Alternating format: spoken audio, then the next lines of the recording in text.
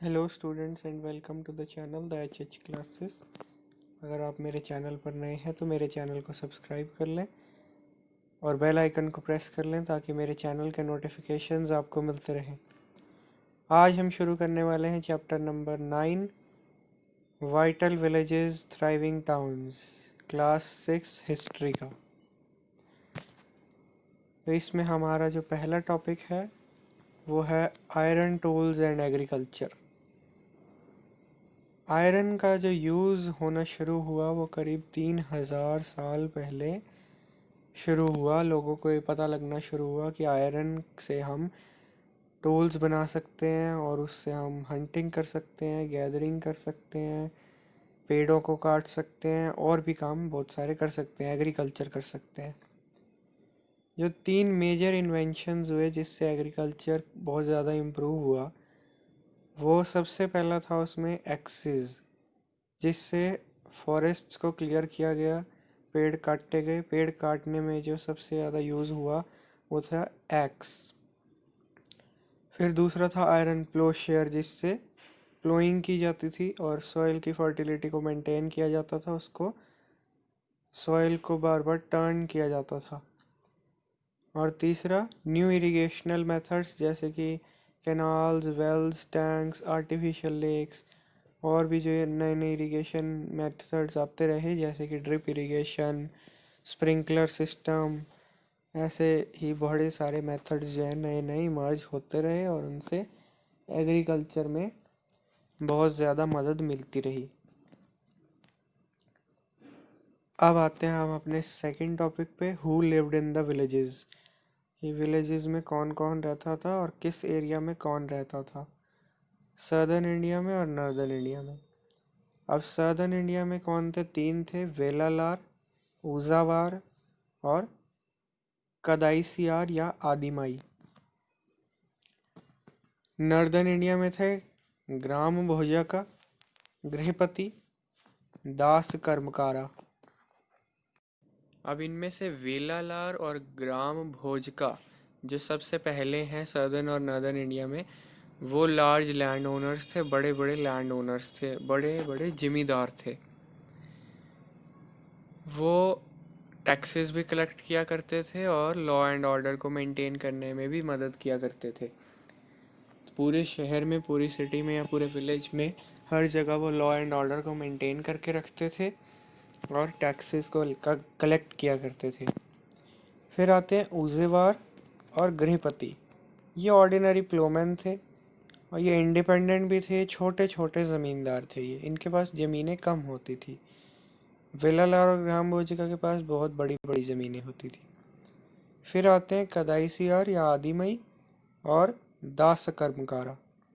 ये landless labourers थे जिनके पास बिल्कुल भी लैंड नहीं होता था और वो लेबर का काम करते थे दूसरे के लैंड पे। वो स्लेव्स भी हुआ करते थे जो दूसरों के ज़मीन पर काम करके पैसा कमाया करते थे और अपनी रोज़ी रोटी चलाया करते थे। फिर आता है हमारा नेक्स्ट टॉपिक, अर्ली लिटरेचर या तमिल कॉम्पोजिशंस। तो पहले की थी वो कौन सी थी? एक तो संगम लिटरेचर और एक जटाकास। संगम लिटरेचर जो तमिल में था वो 2300 साल पहले लिखा गया था, कंपोज किया गया था और उन्हें कंपोज कर दिया गया और कंपाइल कर दिया गया असेंबलीज में पोएट्स की, जो मदुरई में हेल्ड होती थी, मदुरई में हुआ करती थी जो असेंबलीज, उसमें उनको कंपोज किया जाता था, उन्हें कंपाइल कर दिया जाता था। ये तो हो गया संगम। फिर आता है जटकास। ये ऑर्डिनरी पीपल ही लिखा करते थे जटकास को, ये कंपोज ऑर्डिनरी पीपल ही किया करते थे, इनके लिए कोई तमिल लिटरेचर्स नहीं होते थे। लेकिन ये बुद्धिस्ट मंक्स, मतलब बुद्धिस्ट जो पंडित होते थे, वो इन्हें प्रिजर्व करके रखा करते थे और वो कॉमन मैन की और अपनी लाइफ की स्टोरीज को ही नरेट किया करते थे अपनी जटकाज में। फिर आता है एविडेंसेस फॉर अर्ली सिटीज़, या फिर अर्ली सिटीज़ वाला जो टॉपिक है उसके बारे में। पुरानी जो सिटीज़ थी, शहर थे, उनके बारे में क्या हमें पता लगा है, हिस्ट्री में हमें क्या चीज़ें मिली हैं उसके बारे में जानने की कोशिश करते हैं। Sculptures use to decorate railings pillars and gateways of buildings, मतलब जो बहुत सुंदर सुंदर स्कल्पचर्स बनाए जाते थे उनसे रेलिंग्स, पिलर्स और बिल्डिंग के जो गेटवेज होते थे, जो बिल्डिंग्स के एंट्रेंसेस होती थी जहाँ पर लोग एंटर करते थे, उन्हें बहुत अच्छे से डेकोरेट किया जाता था स्कल्पचर्स के द्वारा, मतलब कार्विंग करके। जो महाजनपदास की कैपिटल सिटीज़ होती थी वो उनके बहुत बड़ी फोर्टिफिकेशन वॉल्स होती थी, मतलब कि किले जैसी दीवारें होती थी बड़ी बड़ी। Ring wells used as toilets, drains and garbage dumps, और जो रिंग वेल्स होते थे उन्हें टॉयलेट्स की तरह, ड्रेन्स की तरह या गार्बेज डम्प्स की तरह यूज़ कर लिया जाता था। Palaces, markets and Holmes of ordinary people, तो अर्ली सिटीज़ में पैलेसेस होते थे, मार्केट्स होते थे और ऑर्डिनरी लोगों के घर भी हुआ करते थे। Accounts of sellers and travellers who visited, और उनमें अकाउंट्स को मैनेज किया जाता था जिसमें सेलर्स के और ट्रैवलर्स के अकाउंट्स हुआ करते थे जो वहाँ पर विजिट करते थे। फिर आता है हमारा next topic, cities with many functions. Mathura. Mathura एक ऐसी सिटी थी जो बहुत सारे फंक्शंस को एग्जीक्यूट करती थी। अब उसकी लोकेशन क्या थी? दो मेजर रूट्स थे जो टूर एंड ट्रैवल के, उसके बीच में उसके उसके क्रॉस रोड्स में उसकी लोकेशन थी। वहाँ पर फोर्टिफिकेशंस थी सिटी के अराउंड पे, और बहुत सारे रिलीजियस श्राइन्स थी, जैसे कि बुद्धिस्ट मोनेस्ट्रीज थी, जैन श्राइन्स थी, कृष्ण श्राइन्स थी, बड़ी सारी धार्मिक जगहें थी, धार्मिक स्थल थे। फार्मर्स और हर्डर्स जो थे वो अपने पड़ोसी सिटीज़ जो होती थी वहाँ से फूड ले आते थे और सिटीज़ में प्रोवाइड कर लेते थे। Centre of extremely fine sculptures, यहाँ पर बहुत ज़्यादा फाइन स्कल्पचर्स बनाए जाते थे। ये सेंटर था मथुरा एक्सट्रीमली फाइन स्कल्पचर्स का। करीब 2000 साल पहले क्या हुआ था, ये कुशाना की सेकंड कैपिटल बन गई थी। फिर आता क्राफ्ट्स और क्राफ्ट्स पर्सन्स के बारे में। अब जो नॉर्दर्न ब्लैक पॉलिश्ड वेयर था उसका नाम कैसे पड़ा?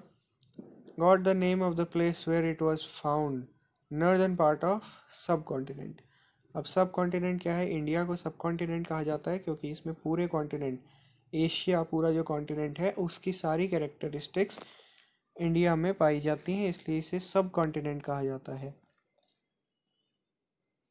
तो नॉर्दर्न ब्लैक पॉलिश्ड वेयर जो था, इसका नाम जहाँ पर ये पाया जाता है, northern part of the sub continent पाया जाता है, इसलिए इसका नाम नॉर्दर्न ब्लैक पॉलिश्ड वेयर रखा गया। ये ब्लैक होता है कलर में इसलिए ब्लैक, और फाइन शीन होता है इसलिए पॉलिश्ड वेयर रखा गया। फिर आता है क्लॉथ के बारे में। The manufacture of cloth was important, cloth की मैन्युफैक्चरिंग बहुत ज़्यादा इम्पॉर्टेंट थी। फेमस सेंटर्स कौन से थे? नॉर्थ में वाराणसी और साउथ में मदुरई। दोनों ही आदमी और औरत लोग जो होते थे वो इन सेंटर्स में काम किया करते थे, वाराणसी में और मदुरई में। फिर आता है श्रेनिस। अब श्रेनिस क्या होता है? Association of crafts persons and merchants known as shrenis. जो क्राफ्ट्स पर्सन्स और मर्चेंट्स की, मतलब क्राफ्ट्स पर्सन्स का मतलब कि वो जो क्राफ्ट्स को डिज़ाइन करते थे, बनाते थे, और मर्चेंट्स मतलब जो उन्हें सेल करते थे और उनका ट्रेड किया करते थे, उन सब की जो एसोसिएशंस होती थी उन्हें श्रेणीस कहा जाता था।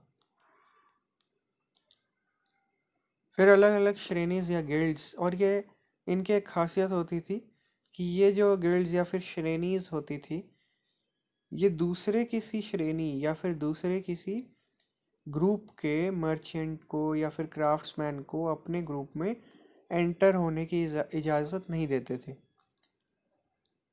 अब क्राफ्ट्समैन गिल्ड और मर्चेंट गिल्ड। क्राफ्ट्समैन की जो गिल्ड थे वो क्या करते थे? एक तो ट्रेनिंग प्रोवाइड करते थे, रॉ मटेरियल को प्रोक्योर करते थे, और फिनिश्ड प्रोडक्ट की डिस्ट्रीब्यूशन करते थे। फिर मर्चेंट गिल्ड जो थे वो ट्रेड को ऑर्गेनाइज करते थे, बैंक्स की तरह सर्व करते थे, मतलब लोन्स प्रोवाइड करते थे, और जो रिच मैन एंड वुमेन होते थे वो मनी डिपॉजिट करती थी वहाँ पर बैंक्स में। ये सारा जो मनी था ये as a part of interest वहाँ पर इन्वेस्ट किया जाता था और उसको रिटर्न कर लिया जाता था, या फिर उसको रिलीजियस इंस्टीट्यूशन, धार्मिक स्थलों को सपोर्ट करने के लिए लगा दिया जाता था, जैसे कि मोनास्ट्रीज या जैन इंस्टीट्यूशंस या जैन श्राइन्स, इनमें लगा दिया जाता था। Rules for spinning and weaving, हमारा नेक्स्ट टॉपिक। ये अर्थशास्त्र में से रूल्स को उठाया गया है कि स्पिनिंग और वीविंग के लिए कुछ रूल्स रखे गए थे, तो उन रूल्स के बारे में हम जान लेते हैं पहले। अब वो रूल्स क्या थे? Widows, young women who are differently abled, nuns, mothers of courtesans, retired women servants of the king, women who have retired from service in temples may be used for processing wool, bark, cotton, hemp and flax। इसका मतलब ये है कि जो widows होती थी, young women होती थी, वो अगर वो डिफरेंटली एबल्ड मतलब डिसेबल्ड होती थी, नन्स, मदर्स ऑफ कर्टिसंस, ये सारे जो होते थे, retired women servants of the king, इन सब को यूज़ किया जा सकता था वूल को प्रोसेस करने के लिए, बाक को प्रोसेस करने के लिए, कॉटन, हेम्प और फ्लैक्स को प्रोसेस करने के लिए। और उनको उनकी क्वालिटी और quantity of the work they do, उनके हिसाब से उनको पेमेंट की जाती थी कि कितने घंटे वो काम करते हैं और वो कैसा काम करते हैं, इसके हिसाब से उन्हें पे किया जाता था। जो औरतें जिन्हें उनके घर वाले बाहर निकलने से मना करते थे, वो अपनी मेड या सर्वेंट्स को रॉ मटेरियल लाने के लिए भेज सकती थी सुपरिंटेंडेंट के पास, और फिर उसके बाद वो फिनिश्ड वर्क को फिनिश करके घर में ही वहाँ से मर्चेंट के थ्रू या फिर सर्वेंट के थ्रू वहाँ पर मर्चेंट के पास, सुपरिंटेंडेंट के पास अपना सारा काम पहुँचा सकती थी। जो औरतें वर्कशॉप में जा सकती थी वो जाती थी सुबह सुबह अपना काम वहाँ पर सबमिट कराने और अपनी वेजेस को कलेक्ट करने। There should be enough light to examine the work, मतलब वहाँ पर लाइट होनी चाहिए थी। In case the superintendent looks at the woman और talks about anything other than the work, he should be punished. अगर सुपरिंटेंडेंट किसी भी वुमन के साथ कोई और फालतू की बात करता था, पनिशमेंट मिलती थी। अगर कोई वुमन अपना काम कंप्लीट नहीं करती थी तो उसको फाइन देना पड़ता था और उसके अंगूठे काट दिए जाते थे। इतनी बड़ी उसको सज़ा मिलती थी अगर वो अपना काम कंप्लीट नहीं करती थी। फिर हम पढ़ते अरिका मेदू के बारे में। अरिका मेदू क्या था? एक कोस्टल सेटलमेंट थी 2200 और 1900 साल पहले, जब उसके बारे में हम पढ़ते हैं, जहाँ पर शिप्स वहाँ पर आती थी और गुड्स को अनलोड किया करती थी। वहाँ पर एक वेयर हाउस मिला था जो ब्रिक्स का बना हुआ था। वहाँ पर पॉटरी भी पाई गई है जिसका नाम एम्फोरे है, एरेटीन है। ये सब वहाँ पर मेडिटेरेनियन रीजन से जो ओरिजिनेट करती हैं वो सारे वहाँ पर पाई गई हैं। अब एम्फोरे क्या होता है? Tall double handled jars containing wine और ऑयल, जो बहुत बड़े बड़े जार्स होते हैं जिसमें वाइन या ऑयल को रखा जाता है। Arretine ware stamped red glazed pottery made by pressing wet clay into stamp mould. अब स्टैम्प मोल्ड होता है मोल्ड मतलब कि एक कच्चा सा तैयार कर लिया जाता है मोल्ड, उसमें वेट क्ले को प्रेस करके उसके ऊपर लाल रंग के ग्लेस पॉटरी करके जो बनाया जाता है उसे एरेटीन वेयर कहते हैं। फिर अराकमेदू के बारे में थोड़ा और जान लेते हैं। Small tanks used as dyeing vats used to dye clothes found. वहाँ पर जो कपड़े मिलते थे उन्हें डाई करने के लिए कुछ छोटे छोटे टैंक्स का यूज़ किया जाता था, जैसे कि यहाँ पर दिखाया गया है।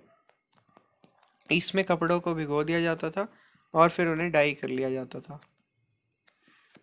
Evidence of the making of beads and semi precious stones and glass, हमें ये भी एविडेंस मिले हैं कि बीड्स के बनाने के और सेमी प्रेशियस स्टोन्स और ग्लास के बनाने के एविडेंस हमें मिलते हैं।